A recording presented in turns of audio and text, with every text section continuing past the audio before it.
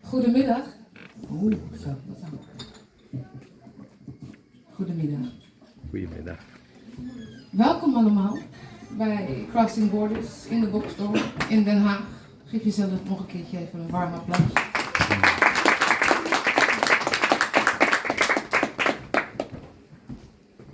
Ik ga mijn gedichten, ik heb 2 gedichten in het Engels, die ga ik in het Engels dus ook voordragen. Ik hoop niet dat iemand daar moeite mee heeft. Nee, is dit?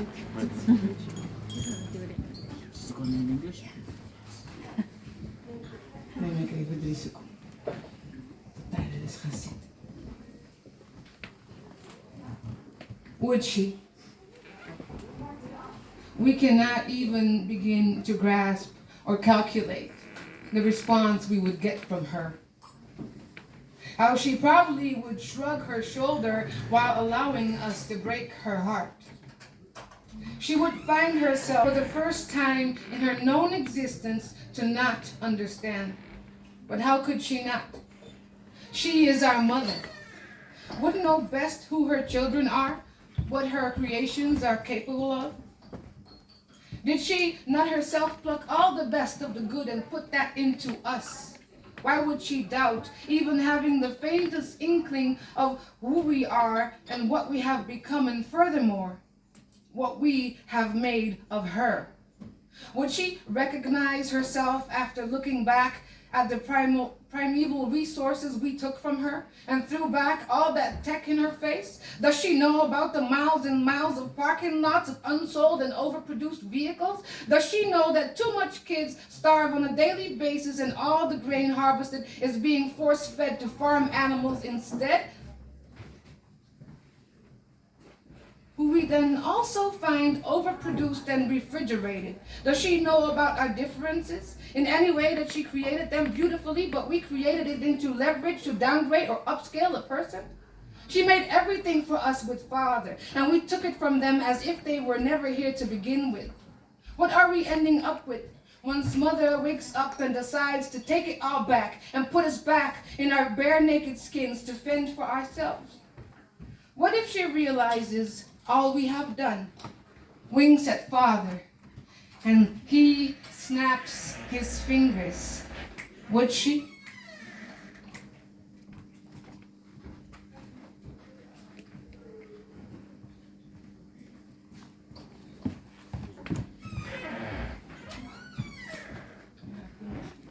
Artificial intelligence.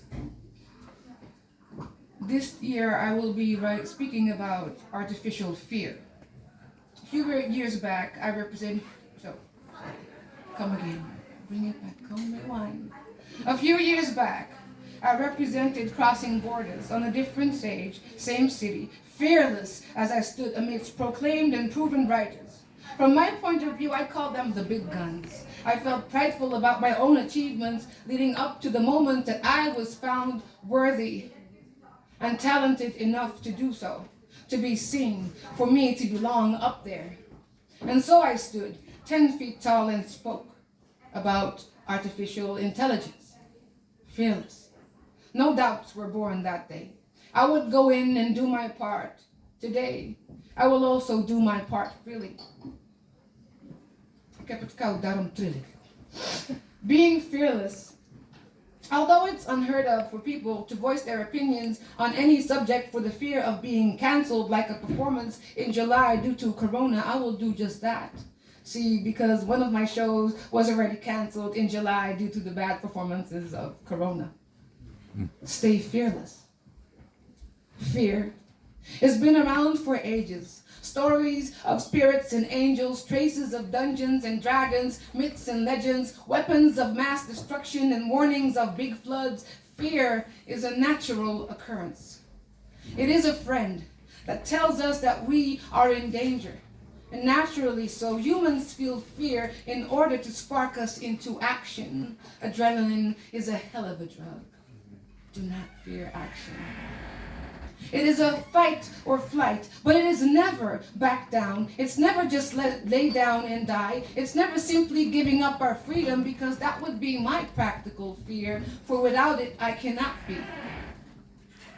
facing fears freely. We can only be what we are when we are allowed to be free to be just that. We don't need an external, eternal babysitting service. Fear can only be useful when it's temporary. When fear becomes a daily given, its definition changes to brutality. Do not really submit. Brutality can never be in the name of life. It cannot be used to offend our rights in order to defend the law. Brutality as a means to keep some people disguised as perpetrators when on the face of it all, it's playing them out like the victims they never hurt or offended. But harsh words and questionable statistics proved enough to make it seem so artificially put together. Did humanity stop evolving out of fear, I ask? Does living not equate to? Did we not achieve on the counts of casualties lost? Did we not colonize and kill for civilization? Did we not start wars to gain land for power, but nobody believes in magic? And seldom do I encounter a people's hero being truly a hero for the people. We are heroes for fame, for the money. We are heroes for the upgrades in price tags and stuff that are basic and worthless. We are all heroes until we get canceled. When we stop caring about the system, when we deploy our own will, when we hold on to what we know to be true instead of cashing out on lies, when we stand firm and stand fearless. There is too much fear, and we are pushed into fearing the same things, the things that so conveniently take our freedoms away, just to make us safe from that one danger. Have they forgotten? We were born fearless into a world where danger is the life of the party and being on the safe side is what's detrimental to evolution. We take a risk at life when we are conceived and start our first contest trying to reach that egg. Millions of us died. When we are born, when we are born and the umbilical cord is cut too soon, depriving us from important nutrition and aid in breathing. We take a risk at life when we grow up and notice that we are growing alone, that nobody is looking out for us, that we have to settle with what is given because there will be no more. We uproot ourselves and drag the fight for life to a well to sip a drop of water. We take a risk at life when we enter into community and notice that dangers and daggers lurk on every corner and on every new job we take on. School was scary when they forced me to leave my inner child behind and start thinking inside their boxes. I had never felt so confined in my life. When we run with faith to reach our goals and somebody causes us to fall because we were never supposed to win that day, that race, that job, that diploma, that education that does not educate, nor teaches us how to be humans or to be compassionate. We take a risk at life every time we jump to show that we can rise to the sky, then crack our necks on the fact that some ceilings just cannot be broken. We had been cemented in. We take a risk at life when we ride into the sunset chasing after the light because it suddenly all became so dark out there that the last rays of compassion, we have obliterated its spark. We did this. We created this see-through prison based on artificial fear. We bowed down to misinformation. We bowed down to the steady focus of our governments to fear that one thing, that one danger. We have weaved it into a straitjacket, and we are all willingly setting that new trend. Look, ma, see no hands. We take a risk at life when we travel to distant lands and feel a reconnect with life and the earth as a whole. When your soul recognizes your old home, but the inhabitants treat you like an invader, a stranger, out of place, huh? We take a risk at life when we voice out that we are important, that everything matters.